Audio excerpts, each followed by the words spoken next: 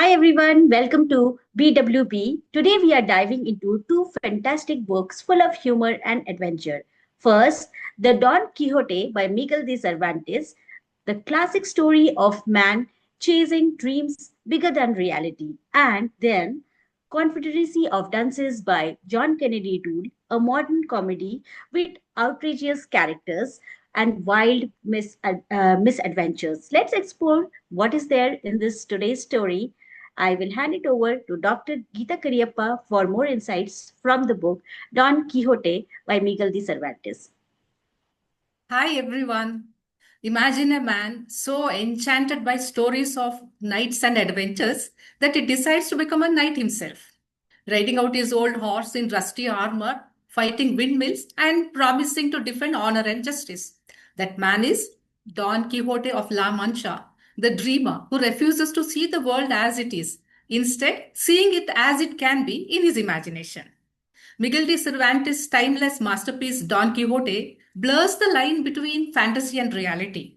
It is not just a comedy about a deluded knight. It is a mirror held up to human nature, revealing our ideals, illusions, and contradictions.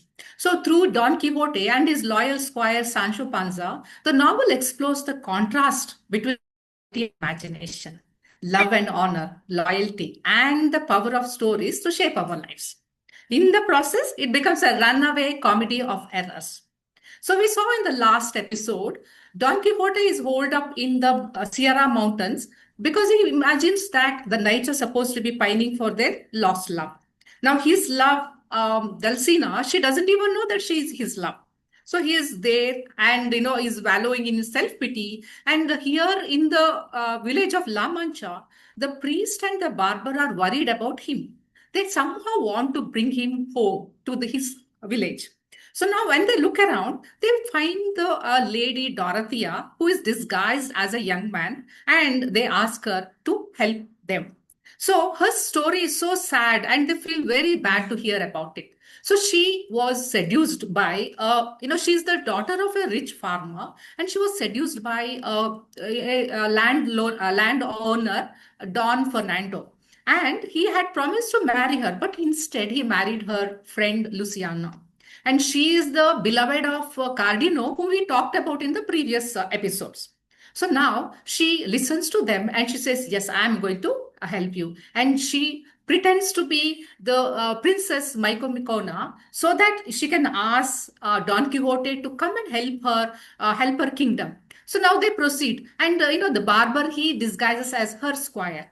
So when they reach Don Quixote, he is perplexed to see these people coming there. And as she is dismounting from her horse, the squire, that is the barber who is disguised as a squire, he holds out his arms to dismount her. And she, as soon as she gets down from the horse, she kneels at the feet of Don Quixote and she asks him, begs him, implores him, please help my kingdom, please help me. And he is so taken aback. Please don't kneel down, get up. I will lay down my life for you. I will help you in any way you want. And as they have this flowery conversation back and forth, the barber is so amused that he just wants to burst out laughing. And his fake beard that he has stuck to his face, it is in danger of just coming off. And even the priest and the cardinal who are watching from the shadows, they roll about in laughter. Now, as they proceed further, priest and cardinal, they go forward and quietly intercept Don Quixote and talk to him. Don Quixote, he identifies the priest, and the priest exalts him with appreciative words. And as he is talking, Don Quixote says, "Why are you walking your honor? You should be seated on the horse." And then the squire, he jumps out of his mule. He is riding a donkey. He jumps out of his mule to give, the seat to the priest. And the donkey is not used to so much activity and gets very irritated. And it just, kicks up its hind legs and kicks the barber on his face. And his beard just flies off. And his, disguise is revealed. Don Quixote is taken aback. What is this happening? And he becomes suspicious. What is happening around? Immediately, the barber clutches his face and he says, "My teeth is knocked out." And Don Quixote thinks, "How is that the teeth doesn't have any blood or nothing added to it? It is just, lying there, and am I enchanted?" By the time the priest jumps out of the horse and he clutches grabs that piece of beard and quickly sticks it to the barber's face, and he pretends to be telling a magic incantation and magic some words. And he tells him, "See, I used magic to stick it back." And Don Quixote is so impressed. He says, "You have to teach me this magic. And how did you do that? And how cleanly it had come off the face?" And all this is going on, and it is such a funny episode. And I am just thinking, how is that when we see the reality in front of our eyes, we are still not willing to accept the truth as it is. And the another important thing that really took my imagination was how Dorothea, how her dignity and her intelligence and her resilience in trying to help the others, and how she's gaining everybody's respect by her conduct. So I believe Dorothea's courage to turn her pain into purpose, first by surviving betrayal, then by using her dignity and intelligence to help others, shows that resilience can transform even personal loss into strength and service. My question to you, Siddharth, and to any viewer who is watching: do you think stepping into a fake role, even for the greater good, can be an act of strength, or it could be a betrayal? What do you think, Siddharth? Please share. This is such a hilarious incident, Dr. Geeta. Like thinking about donkey as a horse and getting a kick and then beard falling off. Wow, I'm just laughing my guts out. I'm still laughing. Yes, I feel like when we talk about disguise, even like if we remember what is written in Gita also says that a lie told for somebody's uh, helping somebody is still such a important way of helping. It may not be considered like a lie. So I think what matters is the intention here. That with what intention we are actually doing something. Disguising is like faking a personality. But then even if we are faking a personality for somebody's good, I think it is good. It is not a bad action. I remember one of my incidents. It was near Halloween when I was in US, and I was with somebody, a friend of mine, who was actually a little low because um, her husband had to come to US during that time, and they were planning to roam around, but because of some issues with the visa and all that, he was alone and she couldn't meet her family during that time, and she was low in her emotional level. So we decided that we will go to some place, and she was sitting in the bus stop, and I was going to connect. I mean, I was going to actually uh, go with her, and we were waiting. She was going to wait for the bus. But what I did is, because it was Halloween, I don't know what came over me. I dressed like a Spider-Man, and I was like full with mask and everything. And I went there near the bus stop, and she was sitting there. I knew she was going to sit there, so I was going there, and I just came in front of her. She was still thinking that I was some stranger, so I just said, "I'm your friendly neighborhood. Would you like to come with me?" And she was like looking at me, what? and and there was a lot of anxiety which was building on her. Why this stranger is talking to me? And then I actually sat next to her deliberately to start talking to her, and she was really irritated why this person is next to me. Then I started talking about something from the movie character Spider-Man, and I started a very jovial conversation, and actually it changed her mood from where she was to a happy one. And finally, when I told that, "Hey, I am this, I am Siddharth," and then she realized, "Oh, you have been trying to trick me all that while." Like, yes. So the environment completely changed. And finally, the bus came and we went to some place. We had actually planning to go to a movie. We saw a movie and that was a nice one. It was nice time spent. And my intention as a disguised guy of Spider-Man was to uplift her mood at that point. I feel like that happened. And ultimately, when it happened, it was like such a amazing day, a night, which it turned out to be. So yes, I feel if the intention is good, a disguise can also help. A lie said to help somebody can definitely help. So yes, I agree on that. Over to you, Shitapa. What do you feel about this one? Thank you. Hi, Siddharth, the new Superman, or I am happy to know this is how you are helping people. Such a cute and nice story. And I would like to add my story here that we have all read the classic Akbar Birbal. I will just take one of those examples today, just as a refresher for everyone who loves Akbar Birbal as a story tale. So, one day, Emperor Akbar, he had observed that his royal jewels were getting stolen. So he said, like he was angry, but he wanted to be calm, and he said, "Let me find out what is happening wrong. Who is taking this?" And he doesn't want to accuse anyone unfairly. So he reached to Birbal and said, "Birbal, I trust your wisdom. Can you find me the thief without creating chaos in my court?" And Birbal said, "Okay." Next day morning, there was a news in the palace corridors that a new thief has come who can hide the jewels very cleverly, and no one, even the guards of the palace or soldiers, can't trace them. So that's how the person who had actually stolen the jewels, he got anxious, and he thought, okay, I can take help of this new thief to hide the royal jewels.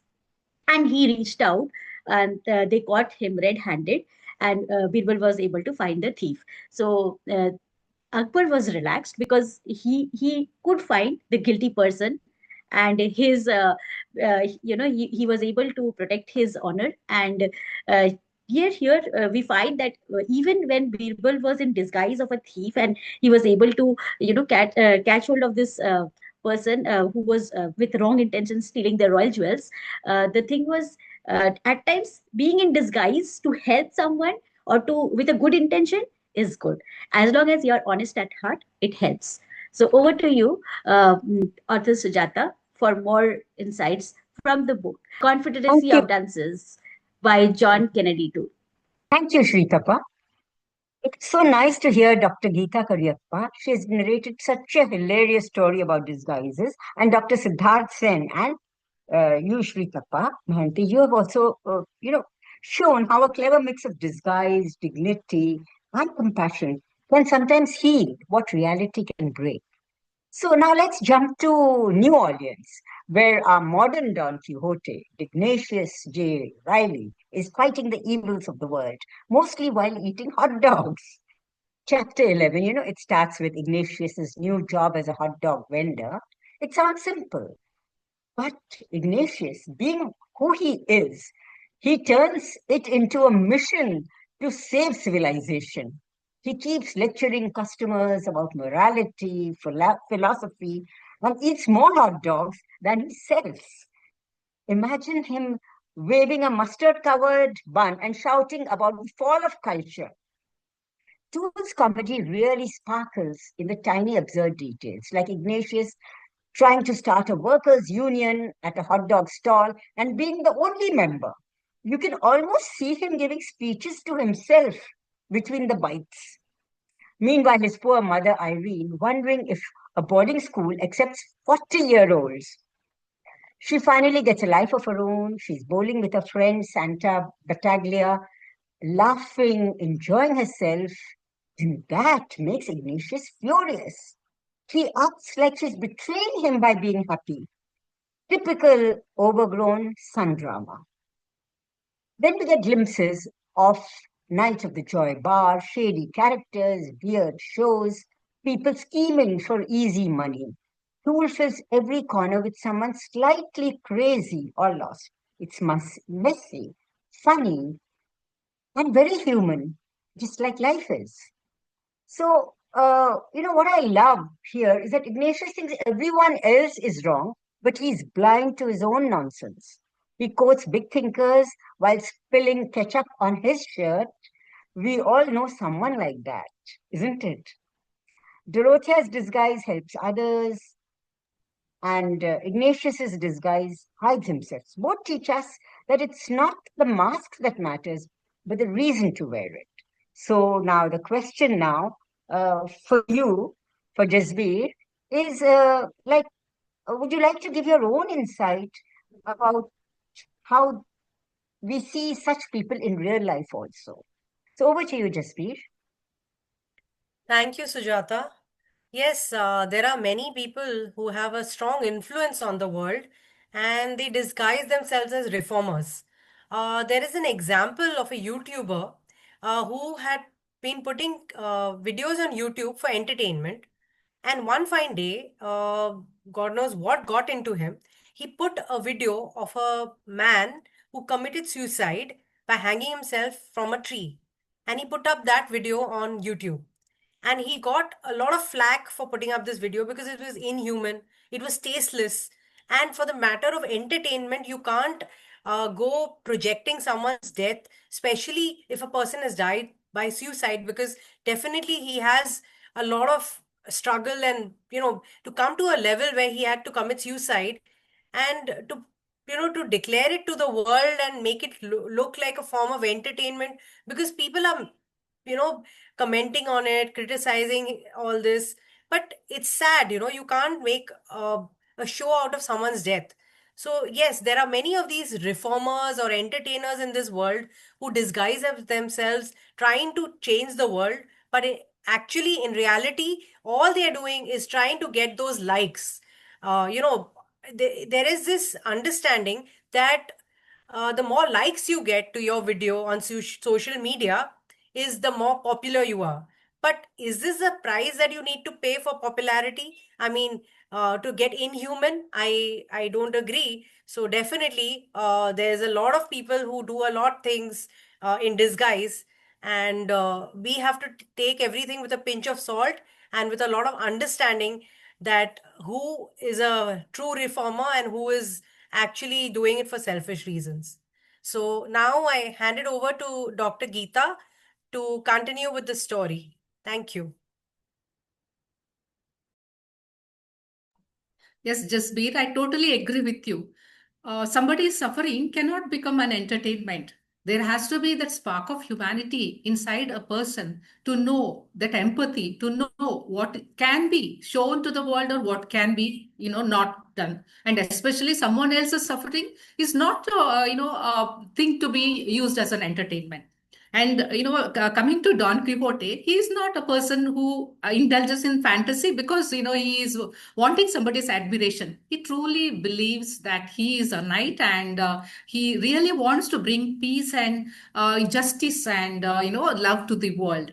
So here, finally, they are moving towards the home of Don Quixote. So it is understood by Don Quixote and everyone that the kingdom of Princess Micomicona lies towards his village. They have to pass through that village to go to her kingdom. So Don Quixote goes very placidly with them. And you all must be wondering, where is Sancho Panza? He's actually had gone to the village to give the love letter of Don Quixote to Dulcinea. And when he comes back, Don Quixote asks Sancho, "So what was my lady love doing?" And was she stringing pearls with a golden thread? And Sancho says she was winnowing wheat. And she was dressed in the village attire. And Don Quixote is not at all satisfied. He says, yes, even if the wheat touches her fingers, it will become pearls. And as they are going ahead, Sancho thinks he's very happy that if his lord Don Quixote marries Princess Micomicona, he will get a kingdom. He will get a island at least for himself, and he become a mayor. And he is very happy, and he's following them. Now, as they are moving forward, they come to that inn, which we remember in the earlier episodes that Don Quixote was beaten black and blue, and Sancho was tossed in the blanket because Don Quixote he refused to pay any rent because he is a knight to help the others in distress. So the innkeeper and his wife are not happy to see them, and also they can't contain their laughter because they can remember how it was going on. And then still they welcome and they recount the story, but Don Quixote keeps a very dignified front. And he says, "Are you going to give me a good accommodation this time?" And they say, "Okay, if you pay us, we'll give you good accommodation." And he doesn't say anything. So they put him up in the garret, in the stable there, and he just, he's so exhausted, he goes off to sleep. And even Sancho also goes off to sleep. Now here, when Dorothea and in the disguise of Princess Micomicona and Cardin also is disguised. So the priest and the barber, in the disguise of a squire, they go inside and suddenly they see that there is another person who has come as a traveler, and he is none other than Don Fernando. And Dorothea is almost, swooning. She is almost losing consciousness because she's so happy to see him. But there is also another lady with her who is veiled her face, and she suddenly she falls at the feet of Don Fernando and she says, please accept me as your wife. And he is taken aback. And as he is watching, suddenly Cardino also speaks out loudly, and the veiled lady, she hears his voice and she lifts her veil and Cardino finds that is Lucianda. And suddenly the four of them are face to face, and now Don Fernando understands that he has to let go of his wife Lucianda and allow her to reunite with her real, true love of her life, Cardino. And here, as Dorothea is begging to be accepted, Don Fernando, he changes his mind and he accepts her as his wife.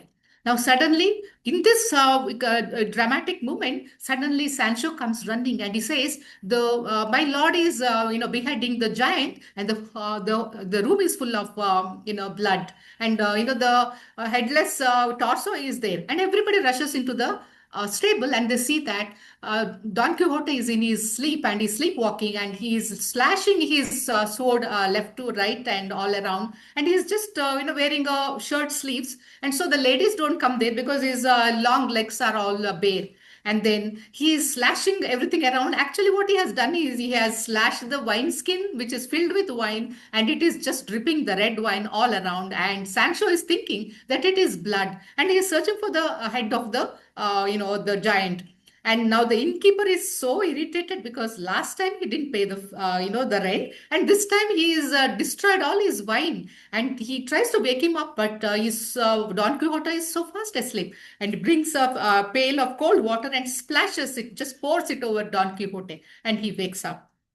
And we find that suddenly Sancho, now he has realized that the lady, Princess Micomicona, is not really a princess, but she's Dorothea. And he goes and tells Don Quixote the whole story, but Don Quixote is not willing to listen. Now the barber and the priest and all the other four members, they now decide we have to do something else to take Don Quixote to his village. So they all plot and plan, and they suddenly disguise and cover their faces and disguised as knights, and suddenly they rush into the room and take Don Quixote as a prisoner. They bind his hands and feet and they put him inside a wooden cage, and they start to carry them on their shoulders. And suddenly somebody, as if it is a voice from heaven, says, "Don Quixote, you are an exalted being, and your squire also is very good. Now you will be taken to the village, and you will be doing good work." And hearing this, Don Quixote thinks that something good is happening, and it is ordained that he has to go there, and he keeps quiet. Thus, Don Quixote is still lost in his fantasies, but he accepts his enchantment with dignity as part of being a knight. And even when he is carried to his village, he remains in his enchantment. Though often beaten, cheated, and doubtful, Sancho Panza still remains loyal, holding on to the dreams of reward, of at least his wages being paid. So a takeaway for me is that I believe Don Quixote's delusions remaining intact, it reminds us that imagination is powerful, even when it blinds us to the truth. So my question to you, Siddharth, and to the viewers, if imagination can sometimes blind us to reality, is it better to live with inspiring illusions or face the often harsher truth. Please share your viewpoint. This is very hilarious and completely outrageous what was going on. I feel like I don't know. I think this story has been made into movie also. The last scene where that red wine is being cut down and red blood is flowing around, and people are trying to find where is that beheaded giant. Wow, that's amazing, hilarious scene. I could relate to the part where where we hold on to our imagination very strongly. I feel like because I do help people manifest as well, I can understand that certain level of belief goes in here when we actually manifest something. It may be very distant when we are into this imagination world, or we are creating a belief that this is possible or this is something what I am, then people change themselves, whatever their physical state is, and they actually transition to this particular state where they are some person. So I can remember like the place we used to stay in Dehradun, there was a woman. Uh, in normal days, she was very jovial, a person who we could, I mean, very easily connect with. But there were days like these Navratri days where she used to, completely transition to a goddess, and she will wear all like the sari of a proper, I mean, like how we actually dress our goddesses. She would wear those kind of saris. Her whole ornament, choice of ornament was like that. She will wear a like a crown and all that. So she will completely change herself into a goddess, and she will sit, and we have these bhajan kirtans going on, and suddenly she will get into this state where she starts talking like a goddess. Now, many people around her were very doubtful that what has gone into her, but she was into that state that she has become the goddess. And people used to actually come to her to, ask, if you are a goddess, tell me what is going to happen here, there, and they used to even ask for certain presents and all that. And she would confidently say that, this will happen to you. Your son will get married, or your son will have a divorce, and things like this. Kind of premonition she would have, and she would tell the people. But at some point of time later, people will realize that was all uh, fake things which she had been telling, hallucination, and she would not be telling anything right. But it was just that in that moment where she is into this goddess form, people are begging and praying to her or talking to her, asking for things, and she will feel like she is a goddess and she is blessing people and all that. So I feel like in the imagination state, people can get into that kind of a state where they are completely different from what they are, and it is maybe not helping anybody, but then they are helping themselves, thinking that they can get into that state. I feel that is how I relate to this situation, where Don Quixote was not really benefited from this whole, knight thought which he had, that he's a knight and all that. But then he stayed in that kind of a demeanor, and continued to have that role in his mind. That I think was what he was meant to be in, but nobody else enjoyed that. I think this story which I am relating to is also like that. When that incident happened, people started telling that she is mad and she is crazy and things like that. But in her mind, she was like goddess. She was untouched by whatever people used to tell her, because she had, like changed her level from a normal person, human being, to a goddess level, and that was what she was, and she stayed like that till I know her. And people used to call her whatever names they used to give her. She never fell for it. She had her own status of goddess stayed with her. So yeah, that is my story. Over to you, Shitapa. What do you have? Yeah, after a hilarious story from Dr. Geeta, and then I can definitely relate to you. I have also seen something similar in India, and I can understand where these are coming from. People, they say that, God has come to her soul and whatnot. But yes, I have something more to add to this conversation, that even parents at time, when they have small children longing for things, usually they tend to give them what they ask for, or try to keep them or show them a very happy family, just to maintain their innocence while growing up, and not showing the harsh reality of the world.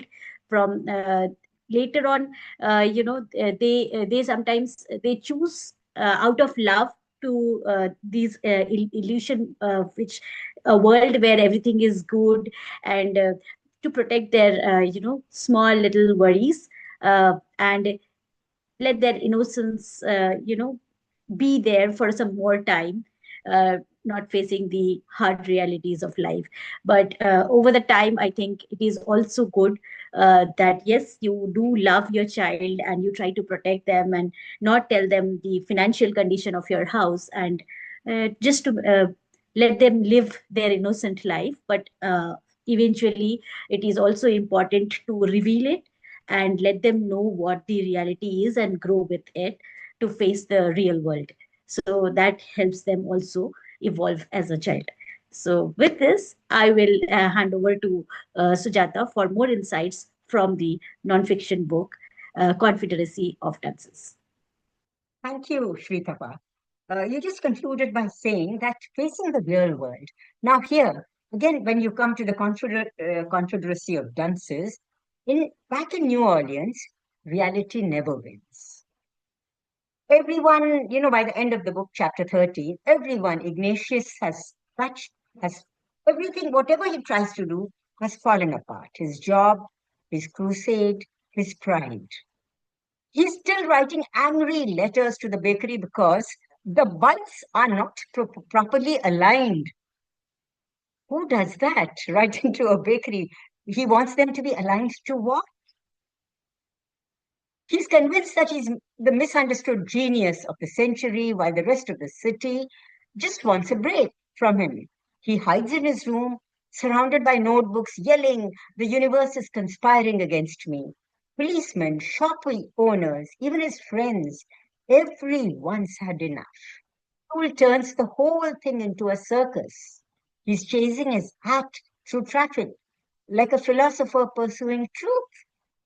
These are the hints that Toole puts, which really make us laugh. The satire, it's amazing. He's so serious about such silly things that it's exactly what makes him unforgettable. And then comes Myrna Minkoff. She is a loud, idealistic New York girl who thinks she can save Ignatius. She drives down to rescue him. She thinks she's in love with him. She thinks she's saving the world, but they're both wrong. And that's what makes it so funny. The escape scene is pure comedy gold. Two misfits in a tiny car speeding away, convinced they've changed the world, while everyone behind them breathes a sigh of relief. Through all this madness, we can't help but like him, because somewhere in his exaggeration, we see a bit of ourselves, stubborn, opinionated, and human, because we all have our own idiosyncrasies. So the takeaway is satire sometimes makes us laugh at others, but the best satire makes us laugh at ourselves. Tool reminds us, yes, the world is crazy, but so are we. So now, Jasbir, there's a question for you and for the viewers. Both Ignatius and Don Quixote end their journeys unchanged, still dreamers in a world that doesn't understand them. Do we need such eccentrics to keep imagination alive? Or are they mirrors of how uncomfortable we are with the ordinary? Over to you, Jasbir. Thank you, Sujata. I believe that there are quite a few eccentrics in the world, but it depends on how much they can contribute to this world. Because we know very well that it is the eccentrics that have brought about great innovations and discoveries in this world. One great example is of Leonardo da Vinci.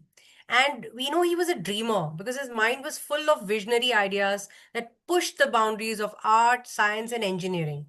I don't know if people know that he was very interested in science along with art, and he had made drafts and sketches of flying machines like gliders and helicopters. So it's not only that he gave us iconic paintings like the Mona Lisa and the Last Supper, but he's also contributed to science.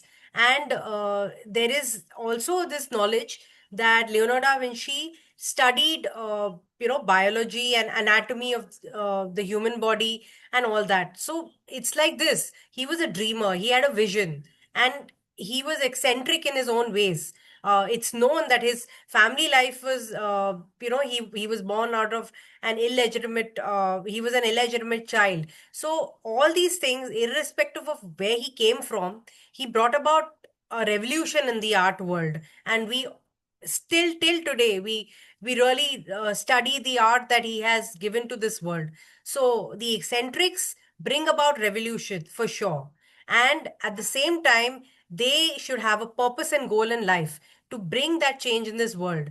It's not like Ignatius, who thinks he is an achiever while he is doing nothing to contribute to the world. So it has to be a balance of both. Definitely the eccentrics and dreamers bring revolution, provided they do something with that skill or talent that they have within them, and they bring a change in the world. And that's what I believe, that yes, they can contribute to the world. Now over to Shritapa to conclude today's session. Thank you.